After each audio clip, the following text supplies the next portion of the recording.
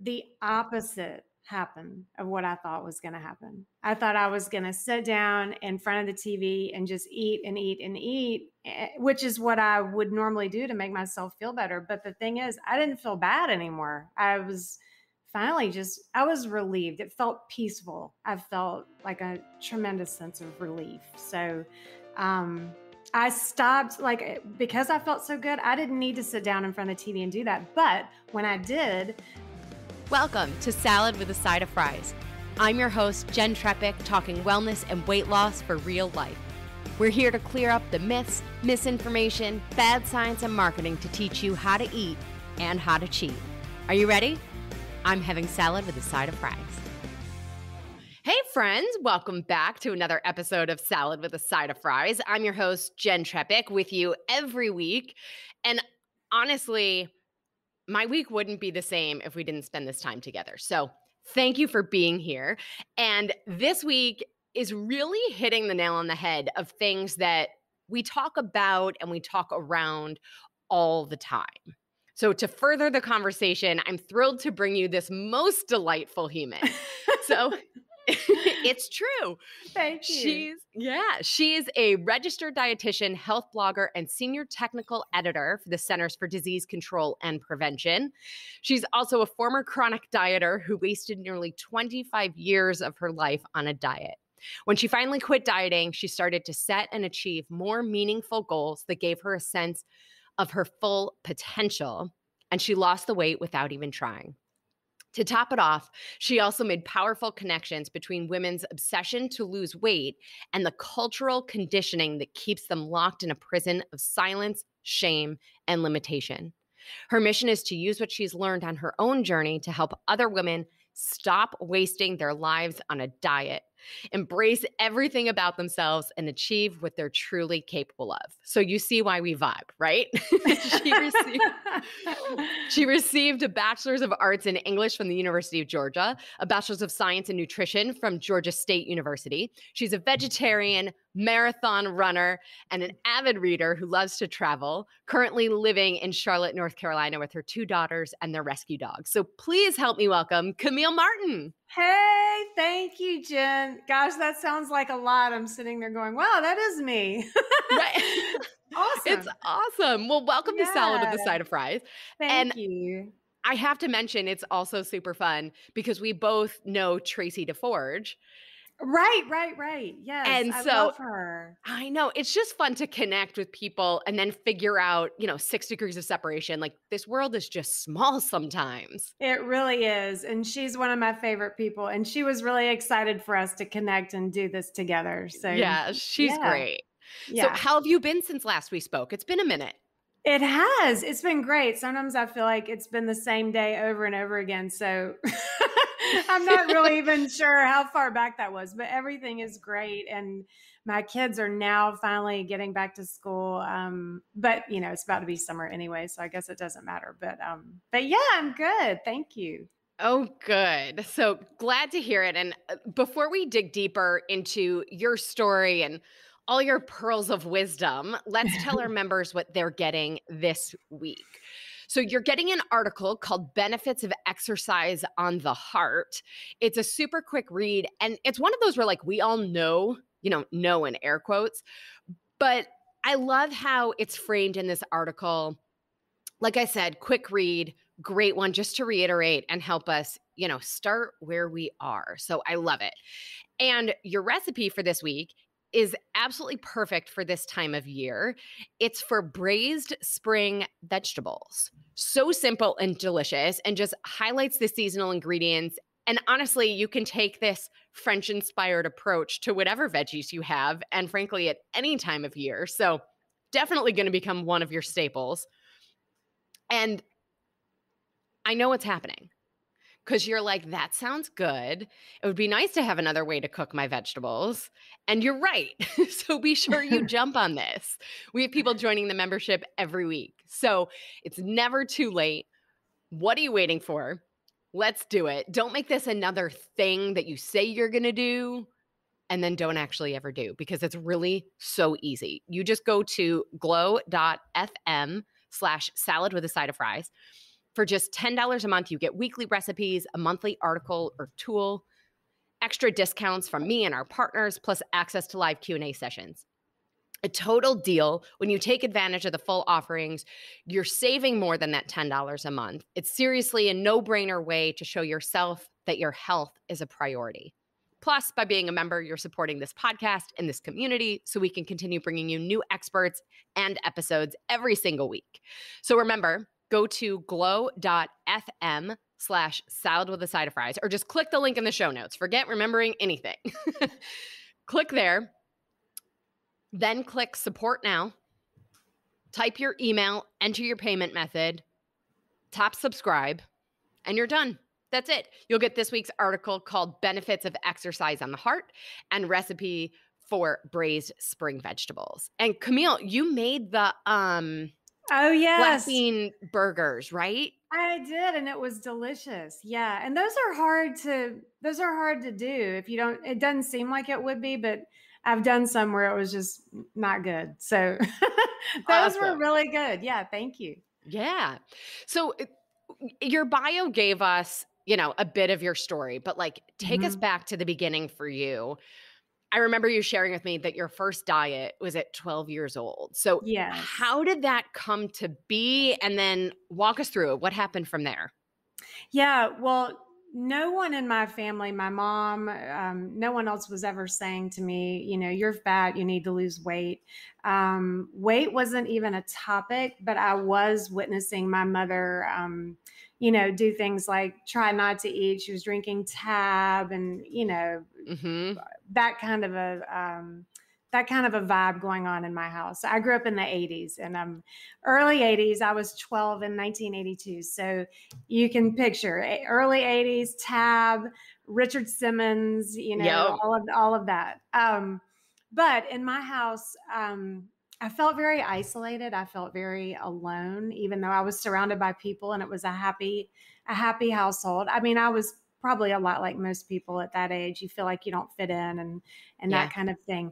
So early on, I started using food to make myself feel better, to make myself feel less alone. And I would go into the den and lock myself in with, chips or ice cream and sit in front of the TV and eat. And it made me feel better. So I work with a lot of women who are emotional eaters. And I try to explain to them that your eating habits started way, way early on. And it's not your fault. You're not a bad person. It's not that you don't have any willpower or that you're disgusting or lazy. So mine started way back when. And so that's when I started dieting, is when I started to get the message also that eating too much or overeating, really eating in general, was associated with shame, kind of, because I was watching my mother try not to eat, and eat things she didn't want to eat, like salad, not with a side of fries. Right. But yeah, so it all it sounds horrible. Like I started dieting when I was 12, but it was all of these things coming together and just me realizing I don't want to eat like this, but I can't really control it. And also I don't want to gain weight and let anyone know that I've got issues that I can't control. So yeah, I mean, I really did start picking up on the Richard Simmons Deal-A-Meal. I don't know if you remember that. I do. Yeah. Yeah. Okay. I did that. There was another one called Thin Thighs in 30 Days. It's just awful to even think about it now, but I used diet pills. I tried not to eat. And ultimately, fast forwarding to college, I got to where I just couldn't control anything. I was completely out of control. I had no structure because all of a sudden you're in college and it's a free for all, drinking, skipping class. There was no schedule. And I went completely off the rails. And so I developed an eating disorder. I was bulimic in college because that seems to me like the only escape from the evidence of all of the abuse I was inflicting on myself, binge eating, binge drinking, and feeling out of control. That was the only last resort that I had. So anyway, I sort of skipped over a lot of years, but that's in a nutshell, that's how it started. Yeah. Yeah. And I mean, I have chills as you share your story, because I think not enough of us talk about that phase, but I think it's for most of us, we've had, even if it didn't get to an extreme, we've had this place of figuring out where to find that control in this area of our Mhm. lives. Mhm. Um, and then eventually, right, you decided to quit dieting. So Yes. what did that mean to you? Like, what did that look like for you at the time? And how did you sort of come to that realization? Like, what was there Yeah. a moment that, Oh, yeah. the straw that broke the Yes. camel's back? Oh, Yeah. there was a moment, and I don't remember what the straw was, but I remember sitting in my apartment. I lived in Atlanta.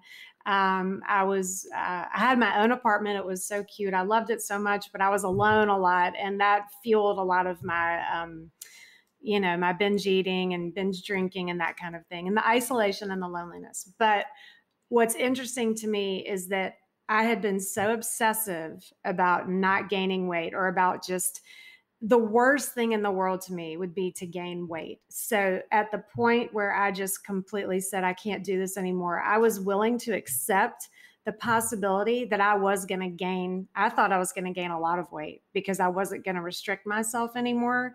But that would have been preferable to the mental, emotional, and physical abuse that I was putting on myself.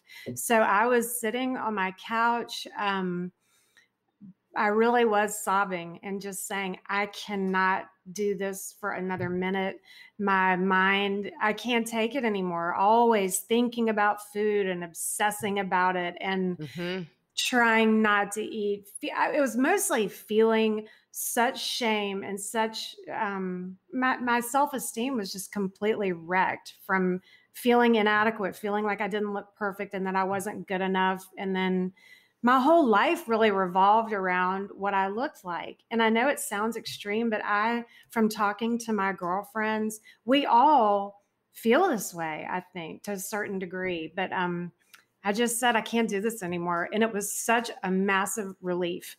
I said out loud, I am not dieting. I'm not going to do this anymore. I'm not going to try to have these hardcore kick-ass workouts where I just, run myself into the ground on a 10-mile run. I'm not going to be mean to myself. I'm going to get up every day and just do whatever I feel like doing. If I feel like eating ice cream, I'm going to do it. So that's just what I decided to do. And please interject. I'll just keep on talking No, all keep day going. long. I'm hanging on your every word. Like, I I won't love this stop. story. No, I love the story because, like I said, I mean, I it's like you decided, what I'm hearing is you decided to do what, and from our, last conversation, you decided to do what made you feel good. Whatever Hmm. that was in any Yes. moment, instead of what we think we should be doing. Like, I Yes. hate the word should. No, it's true. I always say diet is one big should. Yeah, well, Dieting. the first 3 letters of diet are die. So, Yes. there's something to Funny. that. It's true. No, but what you said is right, Jen, is that I decided to just be happy and to stop feeling all of this resistance is what it really was. Resistance toward my body, toward myself. Like I just wasn't good enough. No matter what I did, I didn't feel like I was good enough. Resistance toward food. Had a hugely fear-based relationship with food.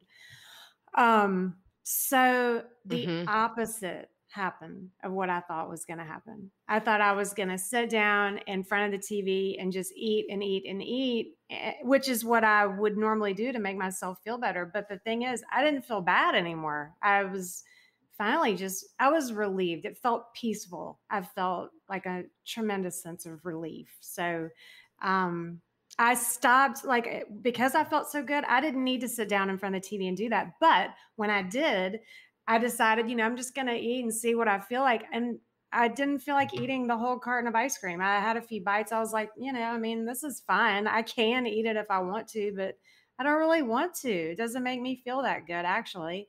And then I started cooking a little bit, which I never knew how to cook. And I always said I hate to cook. And I was like, maybe I don't hate to cook. I don't know. I've never cooked anything. So, I just started making these Yeah. little basic meals with just pasta and like frozen broccoli that I warmed up, but it was something, I was taking control. Hmm. But yeah, that's how it started.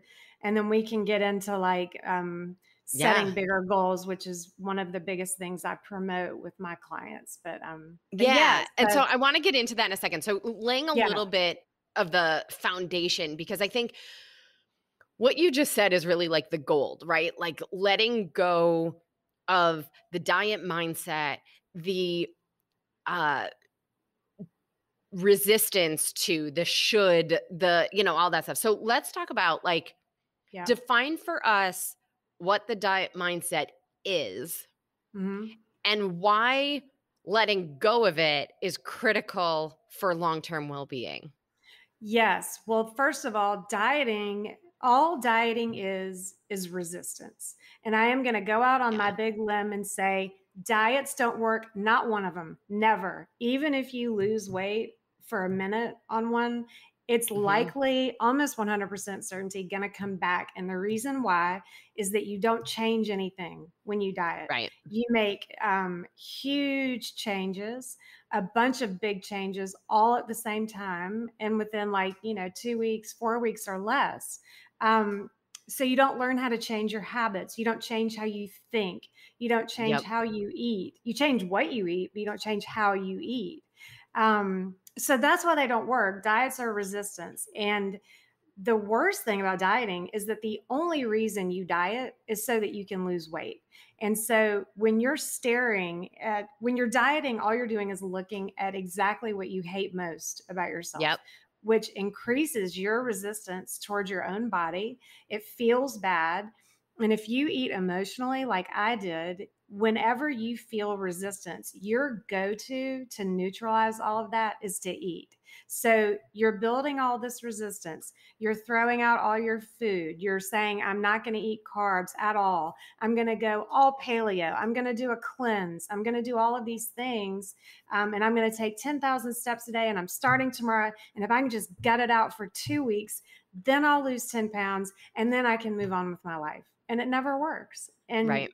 you didn't get anything except for maybe you lost a little bit of weight, but it's all coming from a place of resistance that starts with your own body. And so once you start healing that, diets are no longer required, which is what happened to me, is Yep. because it starts from within. What you see on your body is what's going on inside of you. That's where it starts. There's just a time delay, So you have to be patient. Right. And it's about, I mean, it's funny, like you say, diets don't work. I sort of say every diet works for a finite period of time. Hmm. If what Hmm. we're looking for is long-term health, no, the diets aren't going to get us there, but it's exactly the No. same thing, right? And I love what you talk about too and how you frame it, that it's all really stemming from hating ourselves, hating what we look like, looking for Hmm. this external solution, all of these things, this constant conversation in the back of our head, Yes. the resistance around the food. Like, I think a lot of these things, a lot of people don't necessarily associate with dieting or diet mindset. Hmm. Hmm. Because if it doesn't qualify as paleo, keto, whole 30, yada, yada, yada, right? Then we think that it's not that. But the reality is, it is. It is. Well, and I think one thing that really frustrates me. So let me first say there's nothing wrong with wanting to change your health habits. There's nothing Yes. wrong with experimenting with paleo or with cleanses. And I'm actually not a fan of cleanse because I think that's just Yep. it's a disguise for, I know. I don't We're on the know. same page. You and Yeah, me both. yeah. Yep. Yeah. And but I juice. I love to juice, but like I don't juice for 6 weeks straight. And we're obsessed with the Extreme. food. Extreme, and it's all about the food. But think about it. I mean, it's just food. We need the right kinds of foods to nourish our body and to function properly, but we're obsessed with how much selenium is in a Brazil nut, how Right. many grams of, I mean, it's like this is psycho. We've um lost our common sense Yes. with Well, a we lot know of what it. to eat. We know what to eat. Right. You know, like if you're out drinking for, I mean, I'm talking about myself here. I was obsessed with like, I just want to get the perfect, after I quit freaking out about trying to lose weight and like just being healthy, I did go through a phase where I was like, I want to eat the perfect, exact diet for me, like meal Yeah. plan that would make me the healthiest. And then I would be drinking 4 glasses of wine at night with my girlfriends, like eating chips and drinking margaritas, but then I'm going to eat the perfect. It's like, let's all calm down. You know, we know what to eat. It's not a big Right. mystery, you know. It really is about how we feel about ourselves, number one. But with women, it is absolutely so soul crushing to me what we have to face as women and what I started with as a preteen. And I didn't even like, we weren't talking about that. And you don't know that you just, you know, you open up a magazine. I saw, like, I used Exactly. to, well, go ahead. I'll quit No, this talking is for a second. exactly no, no, no, this is exactly what I wanted to talk about because I think realizing also how we got here, like what's created this mindset, and I think, Mhm. all the things that contribute to this insanity is exactly what you're about to Yes, talk about, right? Like the magazines right. and social media. So take it Oh, away. well, and so like whenever I've learned now how to, whenever I'm feeling upset about something or a problem, sit down and like, let's look at it. But then you have to go like, I'm moving my hands out like the solar system, like Yeah. here's the earth. Let's keep on moving it way, way, way out and say, what is really going on? What's driving all of this? So, yeah, I was in probably high school. Cindy Crawford was, you know, the big thing, and she's Mhm. gorgeous and we all know she is, and that's awesome. But like I would look at pictures of her, for some reason I got fixated on her and be like just staring at it and going, feeling, I don't look like that. Like why can't I look like that? You know, you internalize all of this growing up. Yep. And I did hear a funny story. I put this in my book. She was on an elevator somewhere and somebody got on the elevator and said, "Wow, you look just like Cindy Crawford. Has anyone ever told you that?" And she's laughing. She's like, "Yeah, I wish, you know, I'm not All the Cindy Crawford." time. Right. Yeah, I look like her, but like they were saying, like, you look like a regular person that looks like Cindy Crawford. She's like, I don't look like Cindy Crawford, you know, like the one you Yep. see.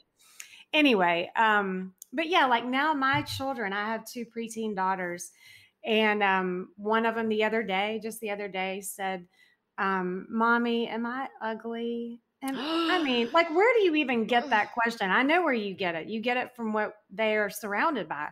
Yeah. And I told her, of course, you're beautiful. No. And then, you know, am I fat?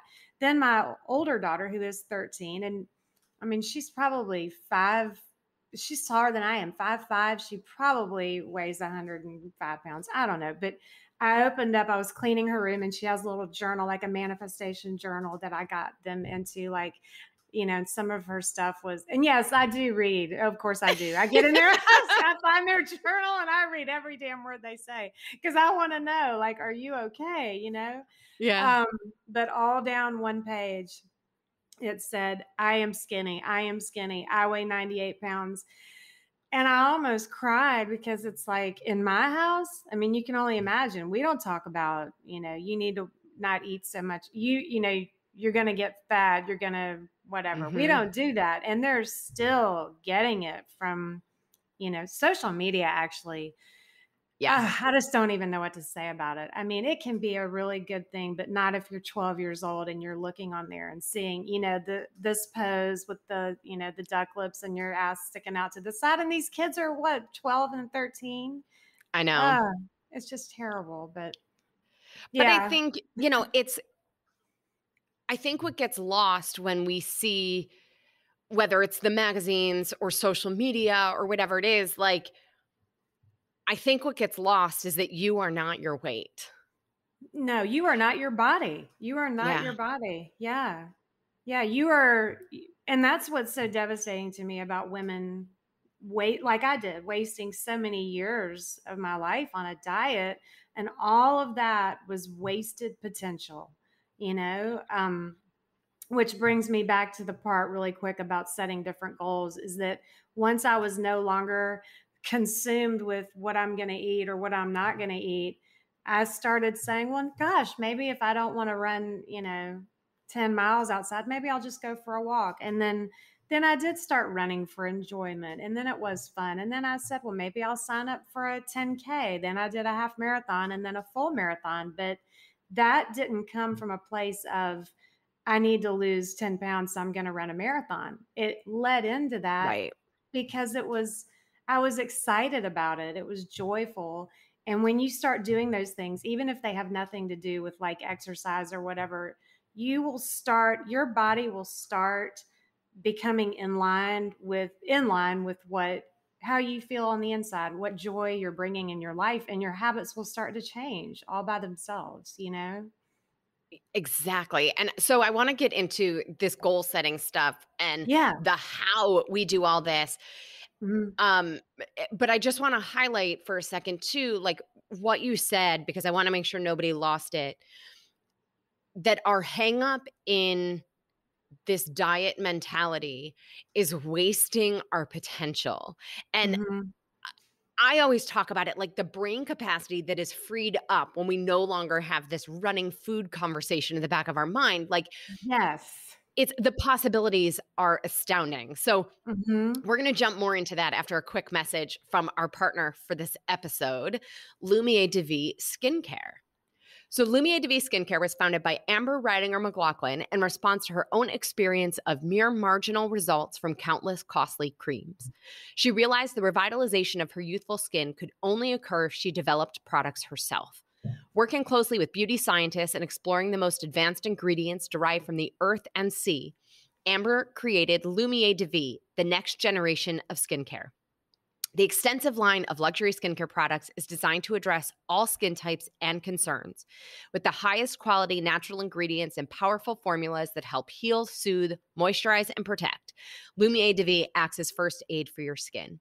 The result? Rejuvenated, luminous, beautiful looking skin. And I just have to say, like, I get the irony.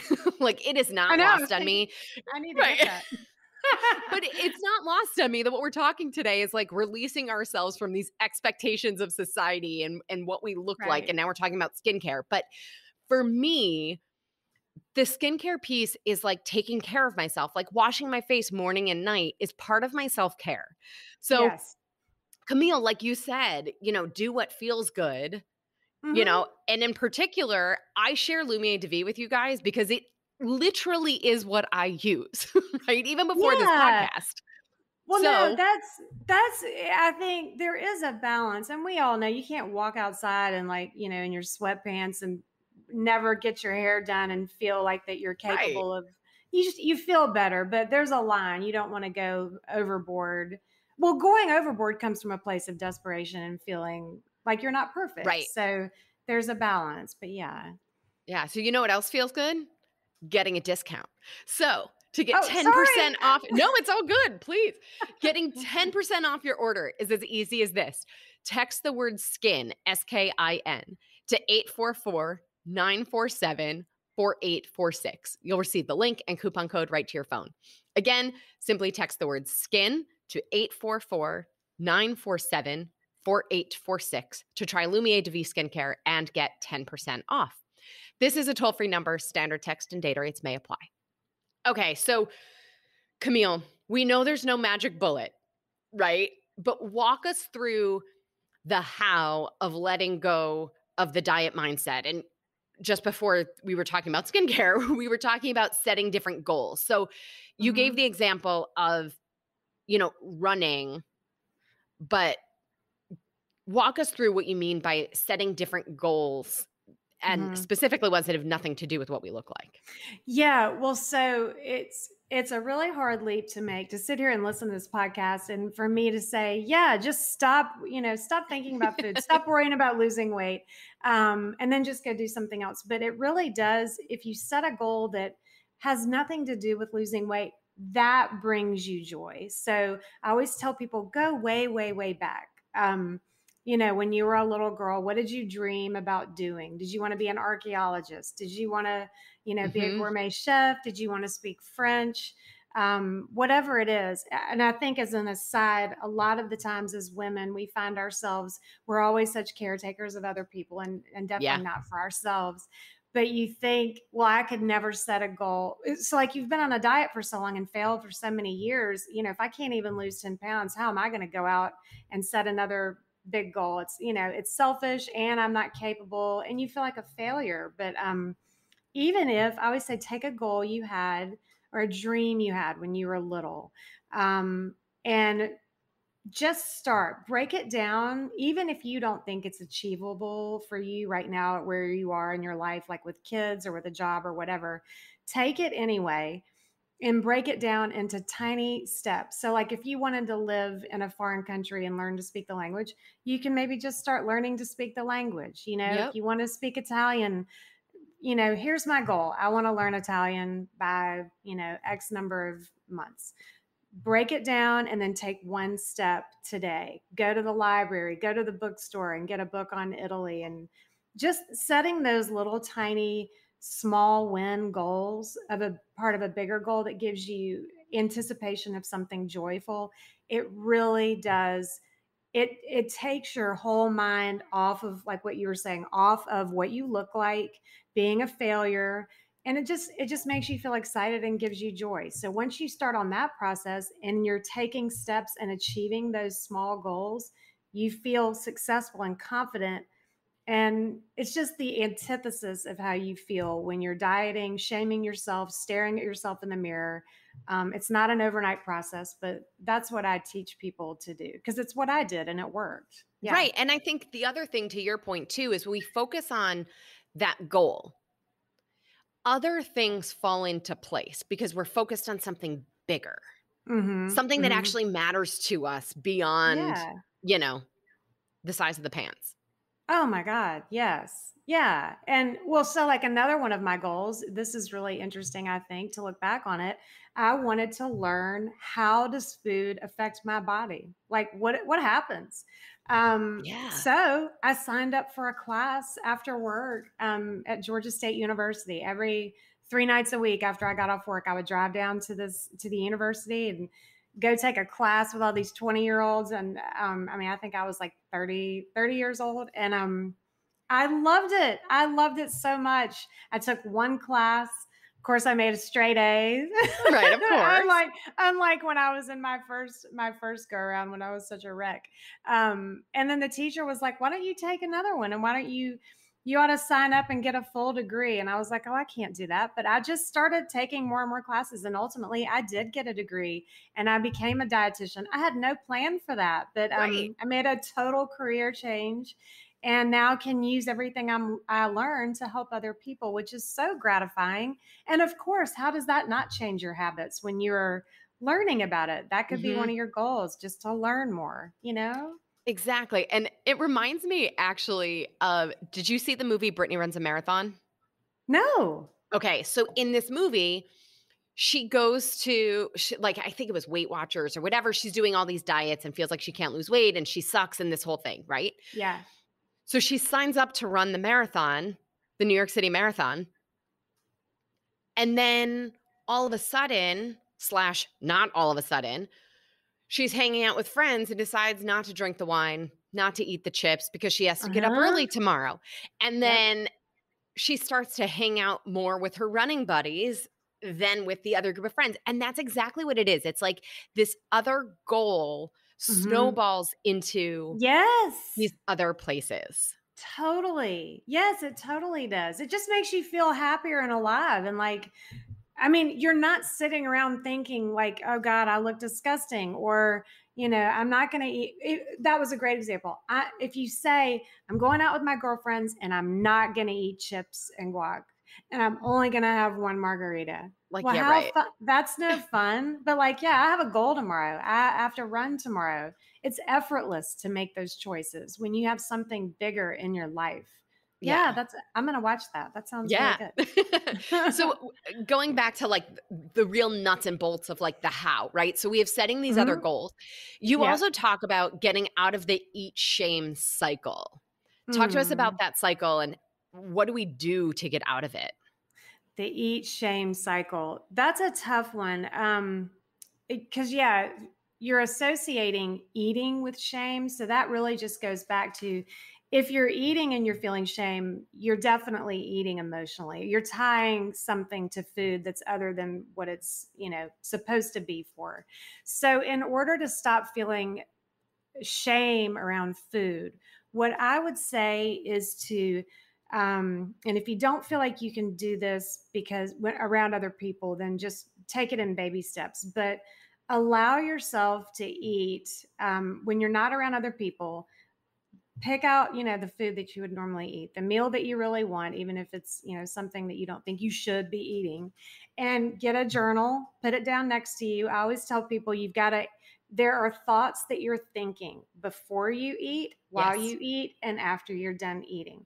But most of the time what happens is we feel like we are having a knee-jerk reaction to getting something to eat. We're scarving it down, and then we're feeling ashamed. You're going straight from the binge to the shame, instead of in the middle. There's this whole awesome no man's land of like, there's all these thoughts going on and you're not noticing them. So I would say eat something alone. Write down what you are thinking right before the impulse. I really need to eat a bag of chips. I want some chips. Mm-hmm. What precipitated that? What was just happening? Like, it's not you. There's nothing wrong with you. That's where the shame comes in. This isn't Right. that you're a bad person.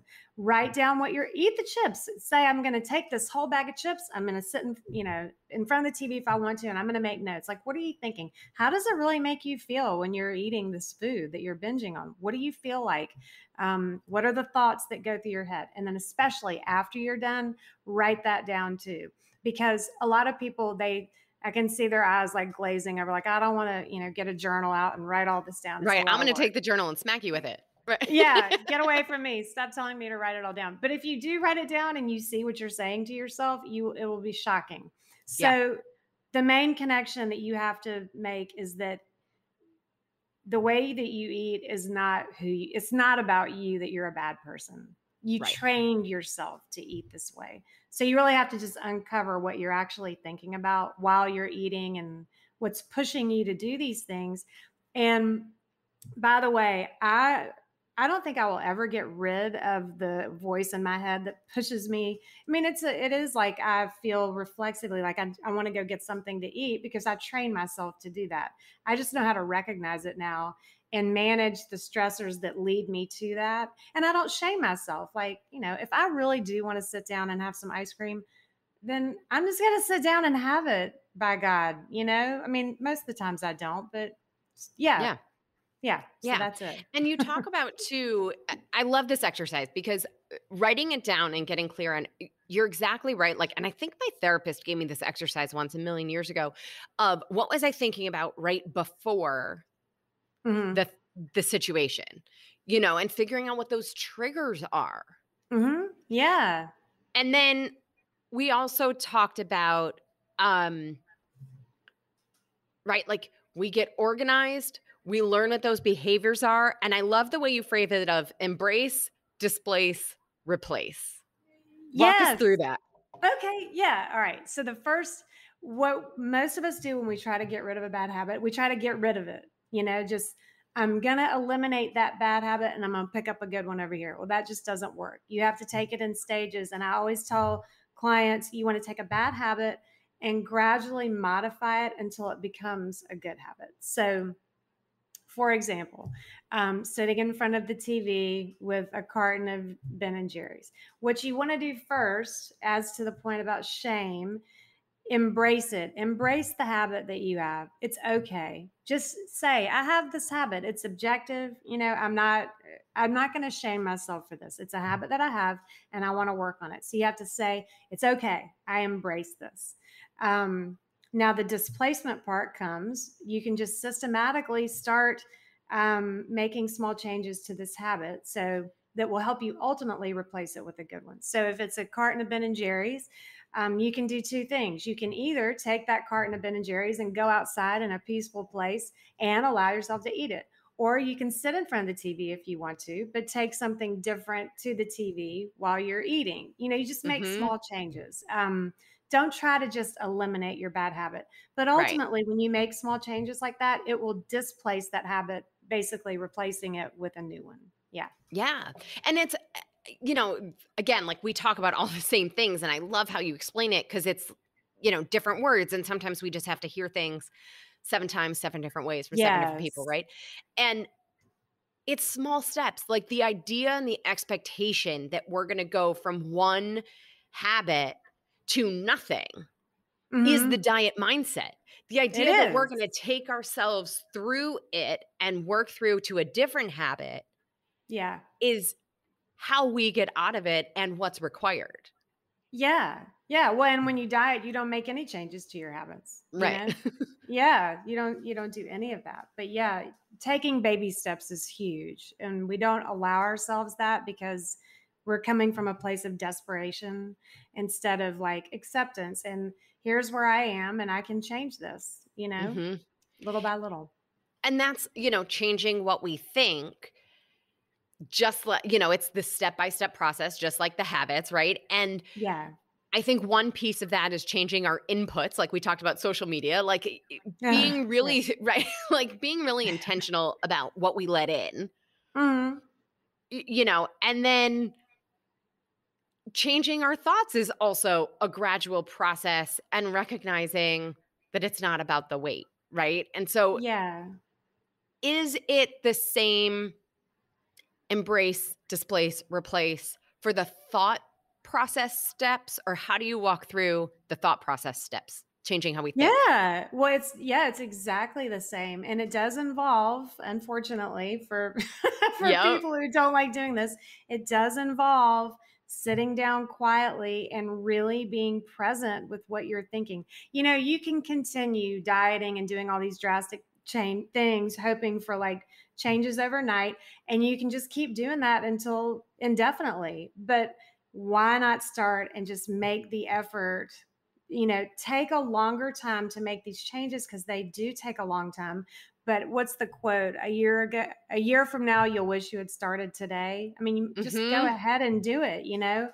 Um, Yeah. but yeah, it's awareness. Sit down, take a notebook with you, take a small journal. I did it. Take it to the restaurant, go in the bathroom, like, wow, I'm feeling like these people that I'm sitting here having margaritas with are really negative and I don't really enjoy being around a lot of them. Maybe I'll do something different next time. But yeah, it's about, you can't change thoughts unless you are aware of what you are actually thinking.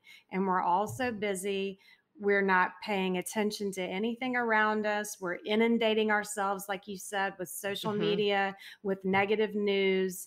And getting quiet, actually, once you start doing it, it's such a relief. It feels so good. Like you feel empowered. And you have to look at it too, I think, Jen, objectively. Like we're so Yes. not objective. It's like, I'm fat, I'm disgusting, I'm a shameful person, I'm worthless. And it's like, all that's happening is you have a little bit of extra weight that you're not thrilled about. So there it is. It's just weight. Let's look at it objectively. How did it get here? And let me do whatever I can. It's the time delay too, though. That's important, I think, to understand that. The way you look at that's on your body right now started, 3 Mhm. months ago. It's just now showing up. So just because you make a bunch of drastic changes and you don't see the results tomorrow, it takes a while for those things to start showing up. So I think I just went off in a completely No, different I love direction. this. I think it's such an important point, and thinking about it as the time delay of the wait today started Yeah. 3 months ago, Yeah. and the change in our health, the change in our self-esteem also Hmm. starts today for 3 months from now or whatever it is that, Yeah, exactly. yeah. Yeah, The it expectation takes that a it's gonna while. be quick is the diet Yeah. mindset. Yeah, but the good news is that when you start making changes to who you are on the inside, everything does have a time delay, but immediately you will feel Yes. that relief of, God almighty, I'm a wonderful person. Like look at all these things that I do every day I'm nurturing. I love my children. I'm an outstanding employee. I'm an outstanding friend. I love my Mhm. pets and I care about them. Everyone has something so beautiful inside of them, and especially for women, it's a crime against humanity that women are stuck, that we even have to talk about this stuff and that it's a thing. My biggest thing, Jen, is that I think women don't even realize what's happening. We're Yes. all doing it. We're all talking about it. Like, oh, I need to lose weight. Oh yeah, did you hear about the Whole30? Blah, blah, blah. We're talking like it's normal, and it's not normal. And think about if every woman tomorrow quit dieting, quit, God damn it. What do you look like? What do I look like? How much weight am I carrying? Do I have wrinkles? And we all stopped and we said, what makes me totally happy and alive? The whole world would change overnight if we all started just doing those things that made us happy and that were productive and used our potential. Yeah. Amen. That is like a mic drop moment. Like, yes. So Yeah. before we move on to our rapid fire off topic questions, anything we missed or something you think we'd be remiss if we didn't mention on this topic? Let's see. I mean, I think we pretty well covered it. I know Okay, I'm going my to kick other myself question. later. No, well, because the other thing is, like, we were actually talking about this before we started recording. Your book, Love to Lose, has put you in this circuit, I suppose, right, of doing a bunch of interviews. Yes. So what's something maybe that no one's asked you or that you want to mention and you've never been able to share? Oh my God. I feel so on the spot, and that's because it's an interview. No surprise. What I'm No trying to think pressure. of something in the book. I do have a chapter on habits that you need to change that may not have anything to do with losing weight, that are contributing to your weight. And I think I just kind of touched on that. The people that you hang out with, the people that are in your orbit are hugely influential in your habits and the things you do every day, including what you eat. And if you eat emotionally and you're stressed out and it's pushing you to eat and you're not, that's a good one. Okay. Environment, your environment. You don't notice it. You see it every day. You're used to what you're looking at, and you can clean up not just your kitchen environment, but your social environment. And Absolutely. I have pushed a lot of people, not pushed them away, but I have chosen intentionally to spend not as much time around them, even though I love them dearly. I know that they're not healthy for my mindset and to keep myself centered, which does affect how you eat. So maybe that would be it. I love it. Yeah. Yes. And for everybody, go back to our episode about being a wellness ally. And on that topic, and it's funny that I've done a few interviews about, communities and our wellness and choosing those relationships and who are the subtle saboteurs in our lives that we don't even realize, Love that. So, all right, it is time for our short list of rapid fire off topic questions that I ask every expert who joins us. Oh God. Are you ready? I'm ready. Okay. What's the best thing you've done for your health this week? And what's the naughtiest thing you've done related to your health this week? Oh my God. The best thing I've done this week, just right off the top of my head, is snuggle with my dogs on the couch, lay there and just snuggle with them. The worst thing I've done for my health this week, oh God. Yes, I did it. I sat in front of Netflix and I ate in front of the TV. I did Good it. for you. Bad dietitian. Okay, good. If you weren't a registered dietitian, what would you do? I'd probably rescue animals. I can see that. Favorite book on any topic other than your area of expertise? It could be fiction. Favorite book. Oh God, this is so boring, but I love Think and Grow Rich by Napoleon Hill. I pick it up like at least once a year and reread. Yeah. If you could cure one ailment, disease, or sickness, what would it be? Probably ALS, Lou Gehrig's disease. I know a few people who've had someone who had that, and I think it's nothing worse than that. Yeah. If you were a superhero, what would be your superpower? Making everyone have compassion for other people and being able to see how it feels to be them. Yeah. Good one. What's your biggest pet peeve? People chewing gum. I hate it. I know other people with that one too. Smacking. Ugh. And finally, in your opinion, what's the next frontier in wellness? I hope the next frontier is we all will say, can you believe that we used to diet like it's a relic? I would love that. Oh, please. The prehistoric days of dieting. Right. That's a good book. Okay. Yeah. Camille, thank you again. Tell everybody how to connect with you and to find Love to Lose.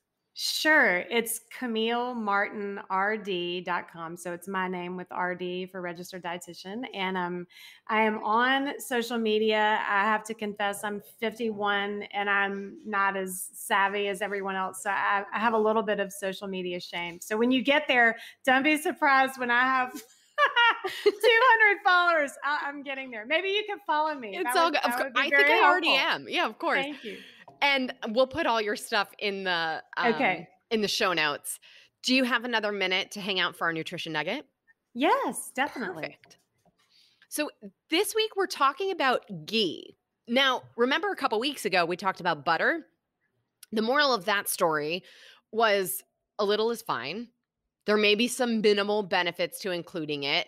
I certainly prefer real butter rather than like margarine or the chemicals, right, that are mixed to taste like butter.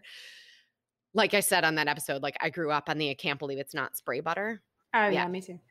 But really, when it comes to our health, we want to include the healthful fats from olive oil, avocado, nuts, omega-3s, and the butter really isn't getting us that. And you can go back to that episode. But so because we had that conversation, a couple of you asked me about ghee. And then maybe others of you were sort of like, what the hell is that? So ghee is a form of clarified butter. So what that means is the butter is heated, water evaporates, and what we're left with are milk solids, which separate from the liquid fat. The milk solids cook and caramelize, then they're removed, leaving oil. That oil is ghee. And this isn't new, right? It's been used for centuries, in a lot of cultures and used in cooking for ages. But one of the reasons people choose ghee, especially over butter, is because the lactose is removed, right? Like we've talked about, a lot of people have a lactose sensitivity. So the ghee doesn't have that. The other thing is ghee has a higher smoke point than many oils and higher than butter. So we talked about smoke point when we did the olive oil nutrition nugget. And basically the smoke point is when it burns, and that's where we lose the health benefits of the ingredient or the food. So butter burns at 350 degrees. Ghee has a smoke point of 485 degrees. Wow. Right? I didn't know that. I know. So if you're cooking at high temps, so think grilling, roasting, frying, sauteing, right? Ghee is a better option than butter and even than some oils in those situations. And like we said, the lactose is removed. That's the allergen. Similar to butter, ghee can give us a little bit of butyrate. And for more on that, go back to the nutrition nugget on butter, right? I think another perk could be that it doesn't need to be refrigerated, right? So butter would need to be refrigerated. Ghee does not. So if you have a power outage or you're traveling, maybe ghee serves a purpose there. When we look at the nutrition facts of ghee and butter, they're basically the same. I mean, that makes sense, right? Because they're coming from the same initial product. Ghee is a little higher in fat, but that makes sense because we've basically removed anything other than fat, right, in making ghee from butter. So that tracks and makes sense. But again, remember, it's about 50% saturated fat. And most of us get all the saturated fat we need without going out of our way to add ghee or butter. Right? So think about it in the bigger context of everything else that we're consuming. Sure, it does give us some of the vitamins and antioxidants that butter does. So there's a little bit of vitamin E, B12, vitamin K, and actually quite a bit of vitamin A. We had an Ayurvedic medicine practitioner with us, and Ayurveda is a huge fan of ghee. They talk about how it warms you from within. And then, I take my scientific mind and I'm like, okay, but that makes sense. Like fat insulates the body. Fat keeps us warm. So I can see why they would say, oh, it's warmth from within. Again, sort of going back to what we talked about, a lot of the health claims about ghee are pretty much the same as the health claims that are made about butter. So that nutrition nugget on butter is going to tackle all of that. All in for you, if ghee is a better option than butter, namely those who are lactose intolerant, right, or have food sensitivities, you may want to try it. So how might you use it? You could, like we said, use it for cooking at high temperatures, right? There's also an instance where it might be better than some of our oils, right? If we're cooking at super high temperatures. You could use it in place of butter on popcorn, or summer's coming up, right? You're going to grill some corn, right? Make sure your corn's organic. You could let it harden at room temperature. People spread it on toast or crackers instead of butter. Our members recipe this week for the braised spring vegetables. That's a great time to try ghee for this French-inspired recipe. And actually, also an Ayurvedic thing, people will sometimes use it for like burns or rashes, like topically. Kind of, right? So if you have it around, you can make a lot of uses for it. So all in, guys, ghee could be an alternative for you if you can't do lactose and you really want the butter. But remember, the nutritional value of butter and ghee is more or less the same. And that's really that it's not giving us significant amounts of the healthful fats that we're really looking for without eating massive quantities of the things we don't want. And so the associated, like the cost benefit situation, right, of, the unsaturated, the quality fats to the saturated fats isn't really there. So if you want it a little bit on occasion, go for it, enjoy it. And remember, every day, make sure you're getting your avocado, walnuts, olive oil, walnut oil, salmon, sardines, all the things to get your omega-3s. Good? Awesome. Well, Camille, thank you again for joining us. Thank you so much, Jen. I loved it. It was so much fun. And I love laughing. And thank you for letting me go on and on about myself. I love it. It's great. Your story is so magical. So thank you for sharing it and being so open. Yes.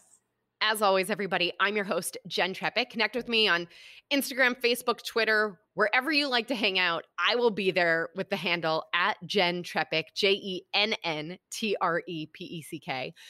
Consider this your personal invitation. Send me a message. I'd love to hear from you, your key takeaways, ideas, questions. It's also the easiest way to learn more about working with me. And for our episode 100, I want to feature you. So check out my social media for the phone number to call in and leave us a message of your favorite episode or a key takeaway so that we can feature you on episode 100. Of course, if you're not already a member, join our membership program by going to glow.fm/salad with a side of fries to show your support for this podcast, this community, and most importantly, for your health. This week, your article is called Benefits of Exercise on the Heart, and the recipe is for braised spring vegetables. So until next week, everybody, remember, what we focus on expands, and it's time to let go of that diet mindset because your health and your happiness are ready for you. Well, friends, that's it for today's episode of Salad with a Side of Fries. Congratulations for making yourself and your health a priority. Thanks so much for joining us. Be sure to click subscribe or follow on your favorite podcast platform, share us with a friend, and we'll be back next week. Always remember, you deserve it and you are worth it. Happy healthy.